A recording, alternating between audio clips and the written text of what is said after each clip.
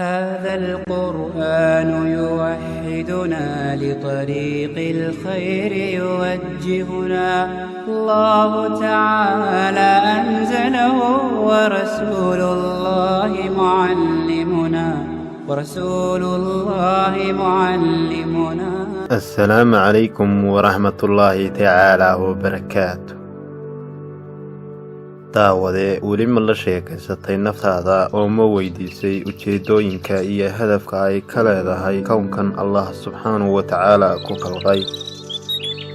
mise waxaad tahay sidii qof adweynta dunyadu gacanta hayso oo hadba gees irdimaya kuna jahwareersan kownkan korkiisa? weli ma weydiisay naftaada su'aalahan: horta yaad tahay? الرحمن سبحانه وتعالى كوغو أبوري كونكن دوشيسا؟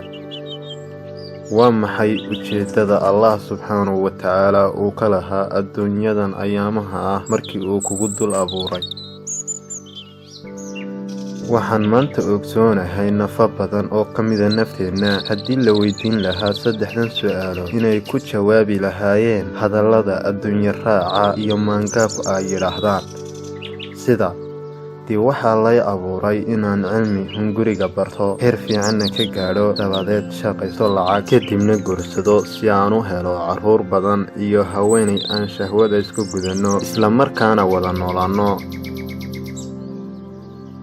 daawade adiga maaha ee waa hadalladii uu odhan lahaa adduunyo raaca ama qofka maangaabka ahi.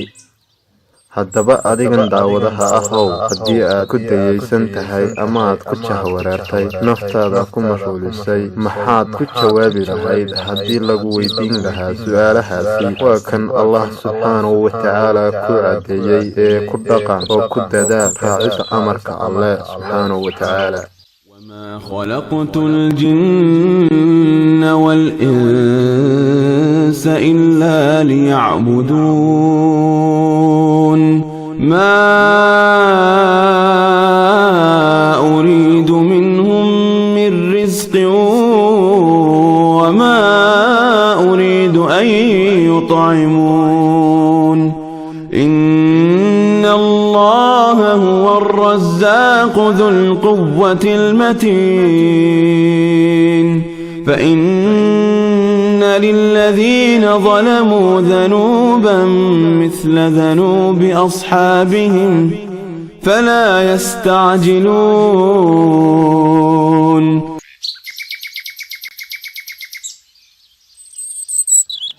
daawade intaasi waxaa inoogu dhammaaday barnaamijkeennii ahaa xisaabi naftaada inta aan la xisaabin.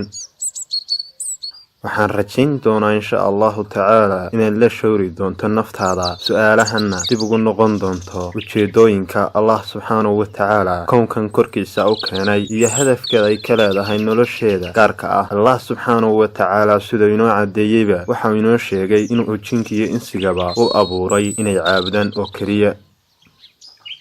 haddaba daawade ahow qofka amarka Alle raacsan markastana adeeca, xusuusnowna in adduunyadan mar laga dhammaanayo ama laga guuri doono. barnaamijkan waxaa idinla socodsiinayay aniga oo ah Casiir Aadan Salaaban. tan iyo intaynu ku kulmi doono barnaamij sidan oo kale ah, waxaan idinku dhaafayaa salaamullaahi calaykum waraxmatullaahi wabarakaatu.